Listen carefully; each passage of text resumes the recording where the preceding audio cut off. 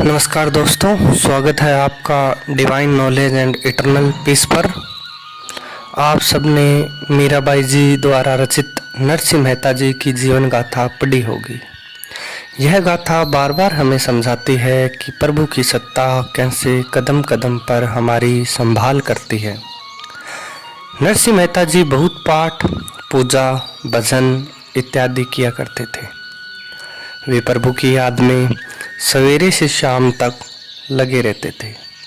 मीराबाई जी हमें बताती हैं कि एक दिन शिव जी ने प्रसन्न होकर उन्हें दर्शन दिए और कहा कि मैं आपसे बहुत खुश हूँ, आप मुझसे जो चाहें मांग लें।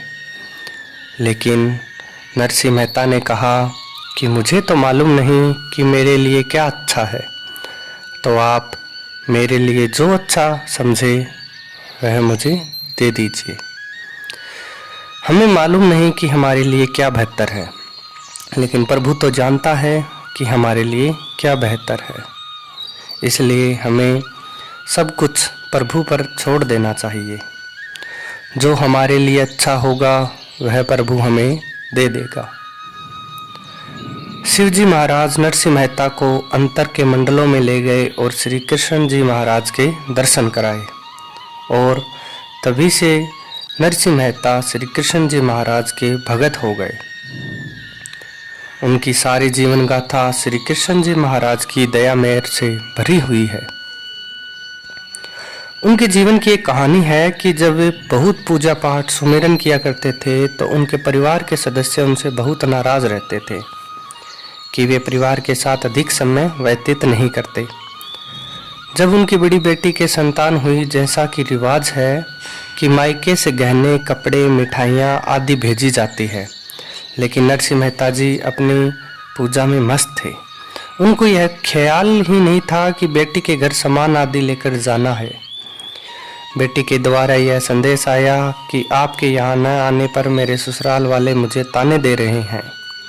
जब नरसिंह मेहता जी को यह बात मालूम हुई तो उन्होंने घर में कोई वस्तु नहीं मिली, क्योंकि उनका सारा समय भक्ति में ही लगा रहता था।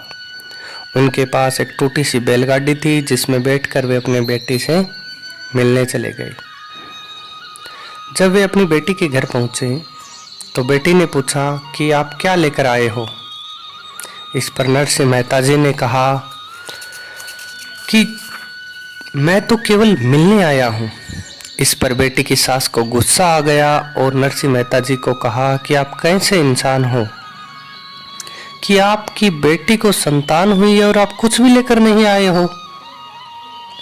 इस पर उन्होंने कहा कि आपको जो कुछ भी चाहिए मुझे उसकी एक सूची बनाकर दे दीजिए।